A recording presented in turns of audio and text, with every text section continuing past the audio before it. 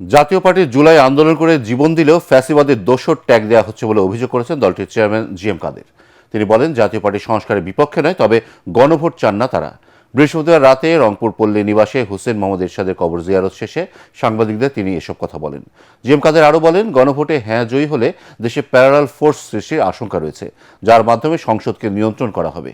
তিনি আরও বলেন, হ্যাঁ জয়ী হলে জনগণের সংসদ হবে না, এটা হবে শক্তি প্রয়োগকারী সংস্কার। সঠিকভাবে নির্বাচন দিয়ে স্বাভাবিক সরকার গঠন করতে হলে গণভোট বাতিল করতে হবে। এই জন্য জনগণকে গণভোটের বিপক্ষে অবস্থান নেওয়ার আহ্বান জানান তিনি।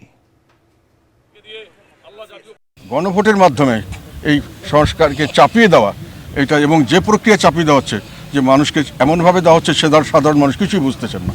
সাধারণ মানুষকে বলা হচ্ছে অনেক ধরনের বিভ্রান্তিমূলক কথা বলা হচ্ছে, তাদেরকে লোভ লালসা দেখানো হচ্ছে যে আপনি হাফ বললেই আপনি সব কিছু পেয়ে যাবেন, আর জীবনে আপনার কোনো কষ্ট থাকবে না, সব থেকে উদ্ধার হয়ে যাবে। এগুলো কথা সত্য নয় এবং এগুলো কথার মধ্যে ফাঁক আছে এবং এইভাবে প্রচারণা করে ওনারা কি করতে চাচ্ছেন।